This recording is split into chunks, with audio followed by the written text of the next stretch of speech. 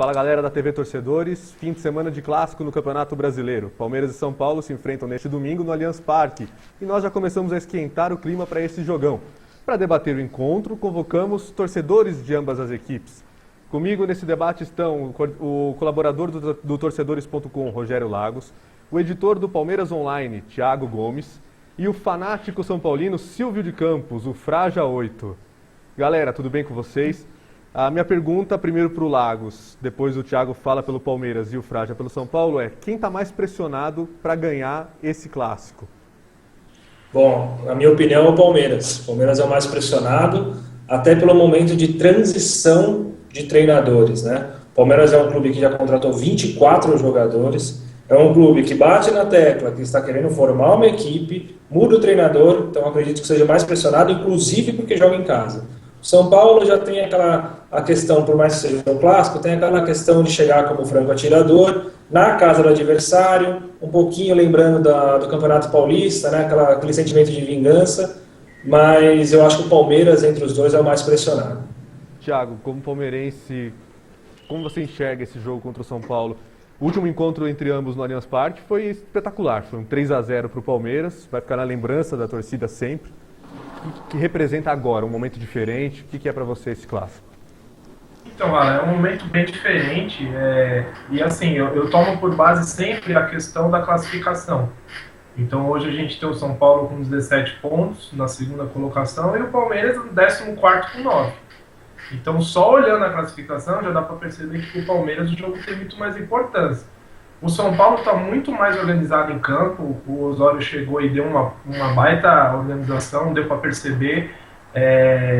E aquele jogo no Allianz Parque, o Palmeiras jogou muito bem. Foi um jogo, na minha opinião, foi um jogo atípico, que o Palmeiras não jogou mais assim em nenhum jogo de 2015, exceto contra o Corinthians nesses 2-0, que parece que o Palmeiras com um clássico está dando uma melhorada. Mas com certeza, o Palmeiras é muito mais importante, o São Paulo está bem mais tranquilo, até olhando aqui a classificação, uma derrota do São Paulo não vai influenciar completamente. Já pode colocar, se o Palmeiras perder, pode ir para a zona do rebaixamento. Aí começa todo aquele inferno de novo, né? Aquela pressão, aquela situação chata.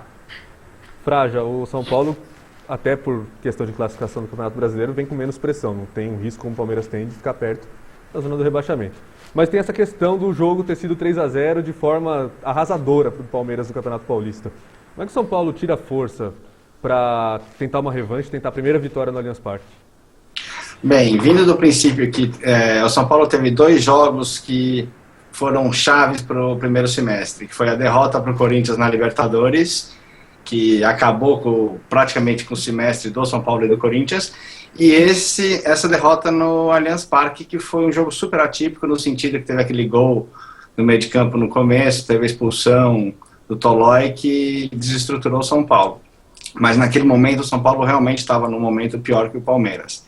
Nesse caso, como vocês disseram, não só pela tabela, mas o fato do Osório realmente já ter 3 partidas, 2 vitórias e um empate, a derrota não vai ser bom para o São Paulo, porque vai dar uma destabilizada depois do empate com o Avaí, mas realmente o Palmeiras é mais importante essa vitória por pontos, e o Marcelo chegando, né, daria uma bela tranquilidade moral para a equipe. Mas é importante para os dois.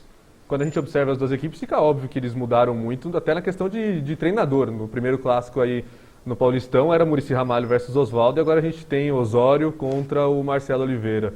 O que muda ali na beira do campo e o que muda dentro desses times? Que diferença a gente tem nesses elencos para esse jogo do Campeonato Brasileiro? Bom, na minha opinião, eu acho que os dois times, os dois grupos de jogadores entram muito mais motivados, até por conta da mudança de treinador. Hoje o Luiz Fabiano deu uma entrevista, inclusive dizendo isso, que na época do Milton Cruz, não que ele visse o Milton Cruz pelas costas, mas ele prefere hoje o Osório porque ele tem mais motivação para entrar em campo. Era algo que era dado ao Luiz Fabiano como carta fora do baralho, por exemplo. Isso acontece com todos os jogadores de um elenco quando muda o treinador. No caso do Palmeiras, isso quintuplica, porque tem 24 jogadores novos, mais os que estavam lá e mais os meninos da base, que o Marcelo já falou que vai aproveitar. Inclusive o Gabriel Jesus foi testado no lugar do Dudu, para vocês terem uma ideia como está sendo o treino hoje. Então, ambos os elencos, eles vão entrar muito mais motivados para essa partida do que se fosse uma situação corriqueira com o Oswaldo e com o Milton Cruz, por exemplo. Thiago. Eu particularmente acredito no seguinte, o técnico ele é responsável por no máximo 20% do resultado do jogo. Eu acredito nisso, tanto que a gente viu aí o Doriva ser campeão paulista com um time ridículo, né? E a gente entendeu que mesmo o time jogando há muito tempo, o técnico não influencia, entendeu? Ou seja, o Marcelo Oliveira, só que o Marcelo Oliveira chegou no Palmeiras com vários reforços para várias posições. Hoje o Palmeiras, se eu não me engano, tem 10 atacantes. É surreal. E assim, não tem, eu acho que não tem outra opção do que colocar o Rafael Marques. O Rafael Marques é um cara decisivo, tudo, só que assim, o Marcelo Oliveira chegou e ele tem mais 9 opções para fazer o teste. Ele pode colocar o Gabriel Jesus de atacante, mas ele já falou que quer que ele tenha vontade de jogar pelas beiradas, ou seja, já não vai ser aquele cara de ofício, ele vai acabar caindo pelos cantos. O Oswaldo saiu porque o Oswaldo não tinha condição de dirigir o Palmeiras. Intelectualmente, de jeito nenhum, não tinha como, não tinha perfil, não tinha carisma, não tinha nada. E toda hora, antes de jogar um clássico, ele falava que se perdesse não tinha problema. Então, assim, um clássico é muito importante para a continuidade do campeonato. Então, acho que o Marcelo Oliveira, que nem o Lagos falou, hoje o teste ele colocou o Gabriel Jesus no lugar do Dudu. Eu acho que tem que ser assim, ninguém tem vaga cativa. E o Marcelo Oliveira vem com essa incumbência de entender quem que vai jogar e, consequentemente, vão ter jogadores insatisfeitos. Vai ter jogador que não vai querer ficar no banco, que nem o próprio Tóbio, que o empresário dele já divulgou, já falou para a imprensa, profissionais, inclusive da Argentina, que não quer que o cliente dele seja reserva. Então o Marcelo Oliveira vai ter que começar a lidar com isso, entendeu? O desafio para o Marcelo Oliveira é muito maior. Basicamente, entrar com o Rafael Marques, entrar para frente, um time bem moldado. Eu acho que ele ainda não vai dar o padrão de jogo que a gente quer, por mais que ele seja um excelente técnico, bicampeão pelo Cruzeiro, mas quanto tempo o Cruzeiro demorou para montar a equipe?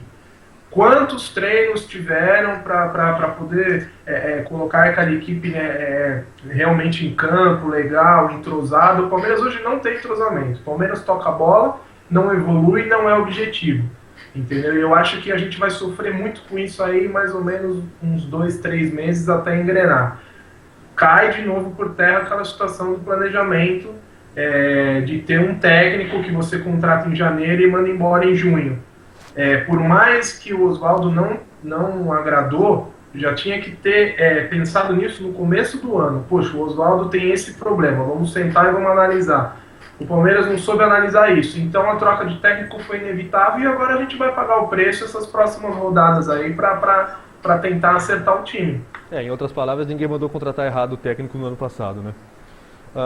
Fraja, a visão do São Paulo. Acho que o São Paulo mudou muito mais o estilo de jogar em relação ao que era com o Muricy do que o Palmeiras, né? Até porque o Marcelo Oliveira acabou de pegar o time. Então, o que você acha que muda no elenco do São Paulo aí, na forma de jogar? O Osório teve a sensibilidade de ir chegando aos poucos também. Ele com certeza tem mudanças na cabeça, mas ele não quis agredir nem o São Paulo, nem o assistente, que estava fazendo um bom trabalho. Então ele ainda não colocou para fora tudo que a gente não deu para enxergar exatamente o dedo dele, mas com certeza lá dentro o pessoal já enxergou e já mudou de atitude. Dá para ver que o São Paulo basicamente ganhou um elenco inteiro novo, porque está todo mundo super com tesão de dar certo, treinando, vendo com oportunidades novas. Ele vai testar, ainda não testou o Centurião, mas talvez teste o Pato com o Luiz Fabiano, recuperou o Luiz Fabiano, né, que estava brigado. Então, assim, eu acho que aos poucos o time vai se ajustando, mas o mais importante mesmo era o quê? Todo mundo no começo do campeonato já sabia da Paulo. O que estava faltando era o quê? Era o pessoal se mexer, era ter o Muricy já estava no sentido de, pelo fato da saúde, ele estava um pouco desgastado, então ele não estava 100% trabalho, né, no sentido, ele não estava lá mordendo, como que ele funciona bem. E eu estou gostando do Osório, apesar de ter achado que o São Paulo demorou muito entre a saída do Muricy para trazer outro, eu gostei da opção, acho ele bacana no papo, simpático, estou vendo uma pessoa educada, com conhecimento, e não está querendo bater em ninguém, quer ganhar todo mundo, e daí ele vai aplicar a metodologia de trabalho dele 100%, a gente vai conseguir perceber.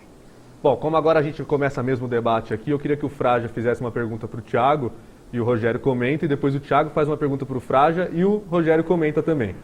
Pode começar, Fraja. Por que o Dudu vai jogar se ele deveria estar suspenso? Não acho engraçado. Eu achei super grave o que ele fez. Eu concordo com você, concordo. Eu acho assim,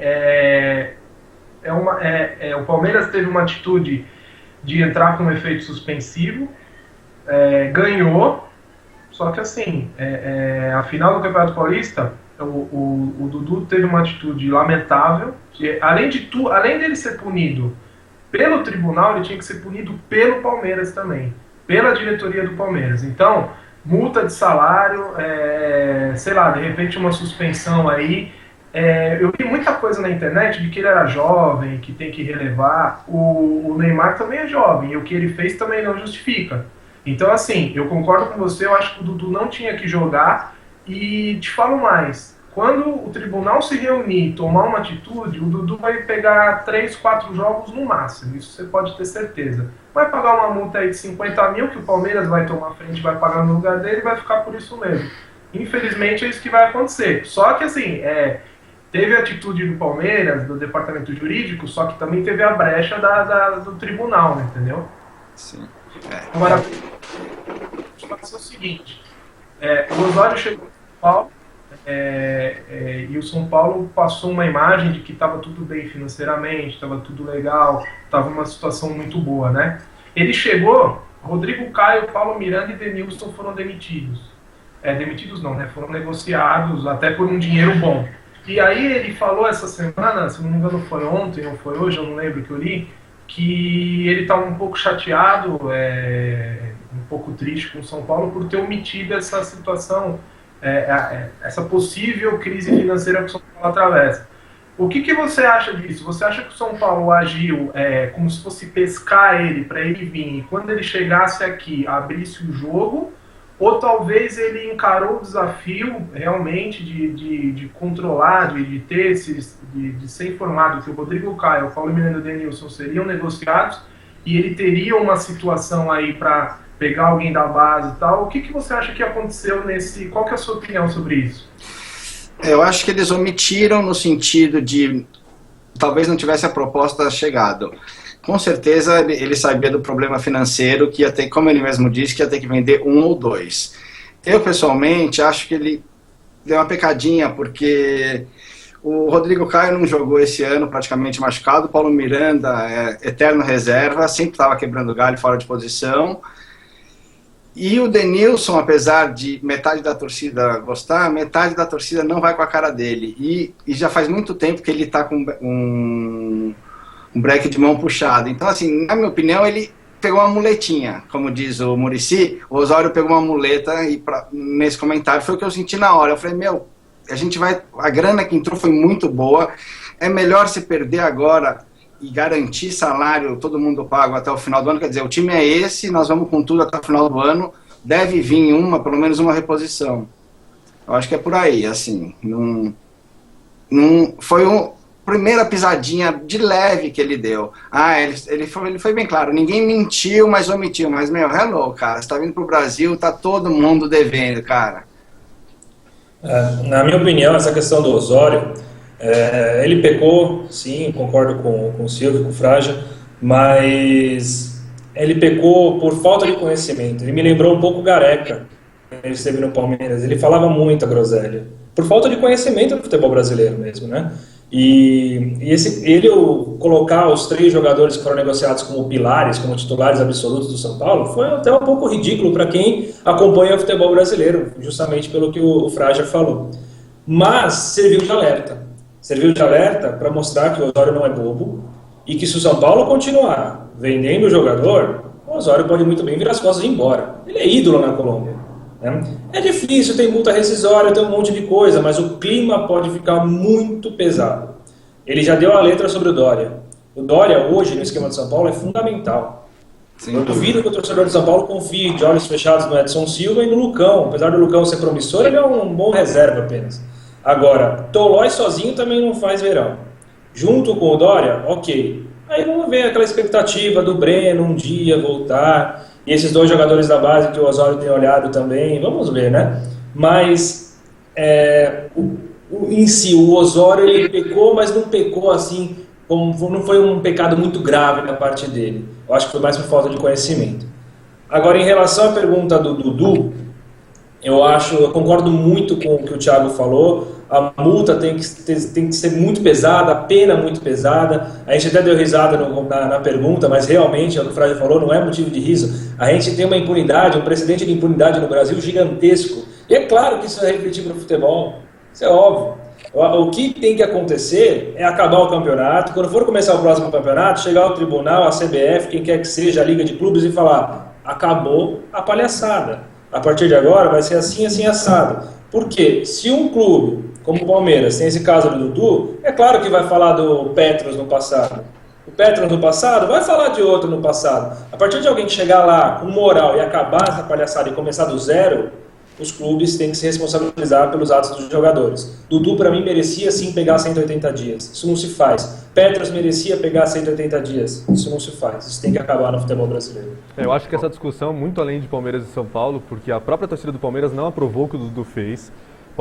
O Dudu saiu como vilão do Campeonato Paulista, perdeu o pênalti no primeiro jogo da final, fez aquela palhaçada, porque isso é uma palhaçada, no segundo jogo, e acabou atrapalhando o Palmeiras no momento mais importante do primeiro semestre, que era a conquista de um título que a torcida precisa.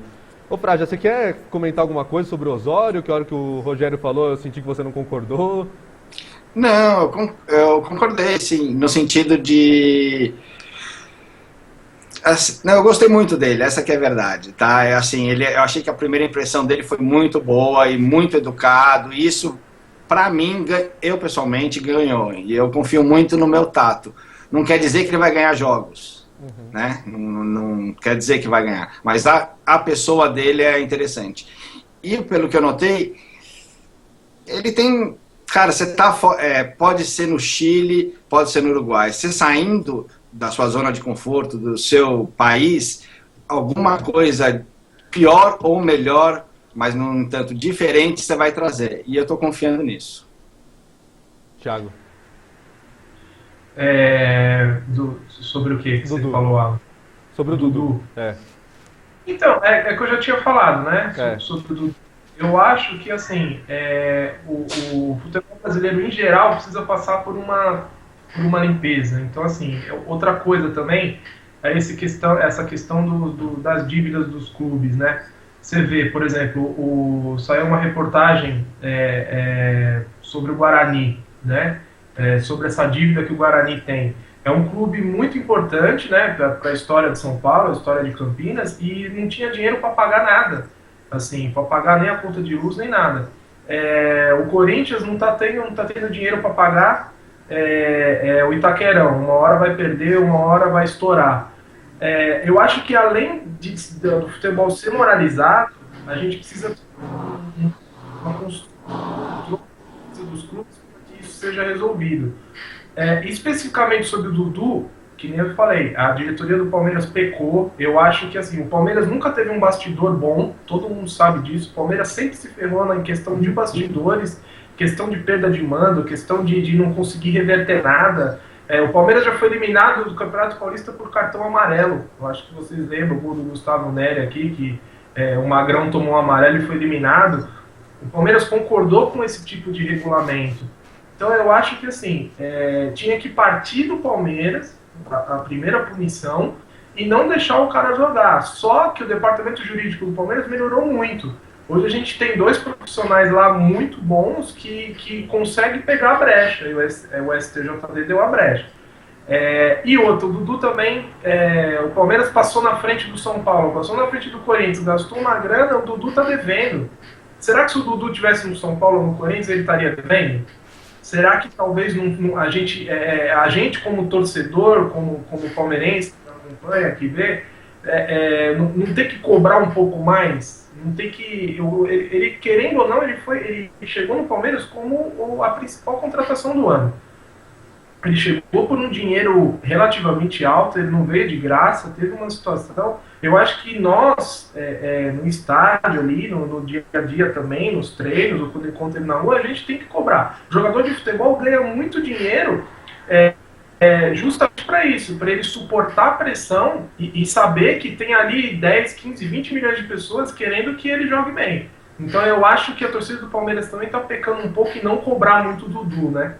A gente tem que nem o Valdívia, 90% aplaudia, 10% criticava. Mas se você vai na rede social, você coloca assim, o Valdívia saiu do Palmeiras. 90% dos caras que escrevem, graças a Deus, o Palmeiras vai economizar dinheiro. Então, assim, a opinião acaba mudando. Eu acho que a gente tem que cobrar o Dudu e, principalmente, o tribunal também tem que julgar. Eu não sei quando vai ser o julgamento, mas também capaz dos caras julgarem em novembro, quando acabar o campeonato, e ficar por isso mesmo. O julgamento nem está marcado ainda, né? Teve aquela primeira marcação e depois o Palmeiras conseguiu uma liminar e o julgamento não foi marcado ainda. Ainda no caso do Dudu, só para fazer um comentário final, o caso do Jara, o jogador do Chile, que fez deu uma graciada no Cavani, né? Deu uma graciada nele. Isso. O diretor do Mais 05, que é o time do Jara na Alemanha, ele já deixou claro que o jogador está de portas abertas para ir embora. Ele não foi aprovada a atitude do jogador no clube dele. Então imagina, olha a mentalidade do futebol europeu. Tem muita coisa que o futebol brasileiro precisa aprender. Em compensação, o Suárez deu uma mordida e foi contratado pelo Barcelona, né? Tem essa também. Ô, Fraga, E foi um sucesso. Última chance para o São Paulo da era Rogério Ceni ganhar do Palmeiras no Allianz Parque, né? Verdade. Apesar que eu ouvi dizer que o Marcão ligou para ele e quer fazer o jogo de despedida lá. Mas se impõe, São Paulo vai ter que vai superar essa torcida que deve lotar, né? O Palmeiras vai provavelmente lotar o estádio no domingo. Como é que isso pesa contra o São Paulo? Acho que o São Paulo vem forte mesmo. Vem no estilo do jogo da volta com o Corinthians. Vem para apagar a imagem do 3-0. Se vai ganhar ou não, realmente eu não sei, mas eu vejo 1-0, 2-1. Eu vejo o time forte mesmo para esse jogo. Focadésimo. Vão que vão. Eu acredito que vai, sério, acho que não vendo por esse lado, né, a última oportunidade, né, do Rogério ganhar, mas vendo uma grande oportunidade da gente reassumir a liderança. Última chance de ganhar, de fazer gol, né?